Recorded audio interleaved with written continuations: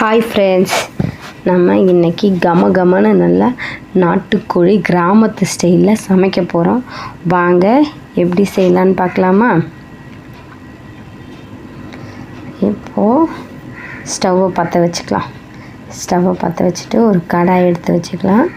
நான் ஒரு 50 கிராம் தனியாவை போட்டு நல்லா கடாய் காஞ்ச உடனே வறுத்துக்கலாம். வறுத்துட்டு ஒரு 5 இல்லது 6 காஞ்ச மிளகாய் நல்லா நீட்டு மிளகாய் போட்டு லைட்டாக வறுத்துக்கின்னு, அதுக்கப்புறம் பார்த்திங்கன்னா 1 ஸ்பூன் ஜீரகம், 2 ஸ்பூன் சோம்பு, 1.5 ஸ்பூன் மிளகு, இது எல்லாத்தையும் போட்டு நல்லா பொன்னிறமாக வறுத்துக்கலாம். வறுத்ததுக்கப்புறம் ஒரு பிடி கருவேப்பிலை போட்டு நல்லா வாசனைக்கு அதையும் சேர்த்து நல்லா வறுத்துக்கோங்க. பாருங்கள், அந்த கருவேப்பிலையோட கலர் மாறுற வரைக்கும் நம்ம நல்லா பொன்னிறமாக வளர்க்கணும். எண்ணெயெல்லாம் ஊற்றக்கூடாது, வெறுமனாக மட்டும் வறுக்கணும். நம்ம வறுக்கும் போதே அப்படியே அந்த ஸ்மெல் வரும் பாருங்கள், அவ்வளோ நல்லா வரும். அப்படியே வாசனை வரும்போதே இது எல்லாத்தையும் எடுத்து ஒரு பாத்திரத்தில் மாற்றிக்கணும். அதுக்கப்புறம் அதே கடாயில் கொஞ்சமாக தேவையான அளவு ஒரு ஸ்பூனுக்கு நல்லெண்ணெய் ஊற்றிக்கோங்க. நல்லெண்ணெய் ஊற்றிட்டு ஒரு நம்மளுடைய கை விரல் இருக்கு இல்லையா, ஆள்காட்டி விரலில் ஒரு துண்டு இஞ்சி எடுத்துக்கோங்க. அதை பொடிசாக கட் பண்ணிவிட்டு, அதுக்கப்புறம் ஒரு 10 பல் பூண்டு, இஞ்சி பூண்டு சேர்த்தா தான் நாட்டுக்கோழிக்கு நல்லா டேஸ்ட்டாக இருக்கும். அதுக்கப்புறம் பெரிய வெங்காயம், ஒரு வெங்காயத்தை நல்லா பெருசாகவே கட் பண்ணி போட்டுங்க. பொடிசெல்லாம் வேணாம், பெருசாக கட் பண்ணி போட்டு அது கூட 2 பெரிய தக்காளி போட்டு நல்லா வதக்கி எடுத்துக்கோங்க. அப்போது தக்காளியோட கலர் கொஞ்சம் லைட்டாக நசுங்கி வரும் இல்லையா, அப்போது நம்ம வறுத்த மசாலாவை மிக்ஸி ஜாரில் போட்டு நல்லா பொடி பண்ணி எடுத்துகிட்டு வந்துடலாம். பொடி பண்ணி எடுத்துகிட்டு வந்து நம்ம வதக்கியிருக்கிற இந்த வெங்காயம் தக்காளியோடு சேர்த்து நம்ம அரைச்ச மசாலாவையும் கொட்டிக்கலாம்.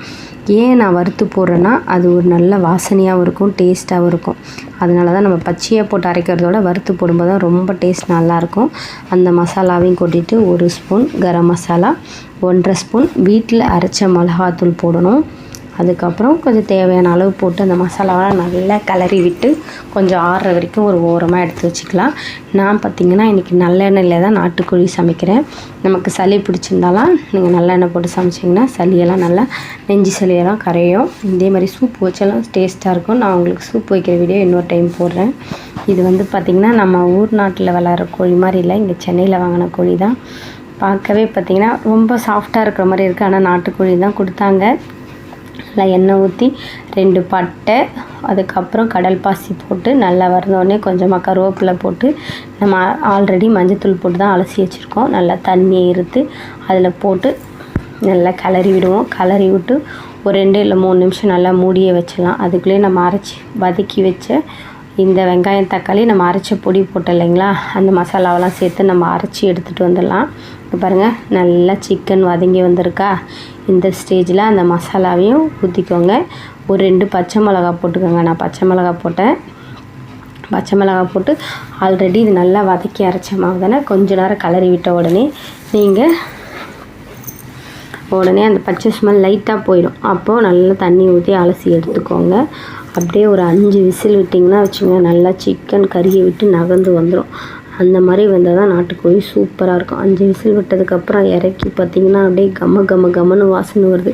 அதில் கொத்தமல்லியை போட்டு நல்லா சுட மல்லிகைப்பூ மாதிரி இருக்கிற இட்லியில் அப்படியே குழம்ப நல்லா ஊற்றி எடுத்திங்கன்னா வேறு லெவலில் இருக்கும். இதே மாதிரி நீங்களும் செஞ்சு பார்த்துட்டு எப்படி இருக்குன்னு சொல்லுங்கள். லைக் பண்ணுங்கள், ஷேர் பண்ணுங்கள், சப்ஸ்கிரைப் பண்ணுங்கள், மறக்காமல் கமெண்ட் பண்ணுங்கள். Bye friends. இப்படி தான் நாங்கள் நாட்டுக்கோழி பண்ணுவோம். நான் இன்றைக்கி தண்ணியை தான் வச்சுருக்கேன். இட்லிக்கெல்லாம் இப்படி நல்லா தண்ணியை வச்சு ஊற்றி சாப்பிட்டிங்கன்னா அப்படி இருக்கும். பாய்.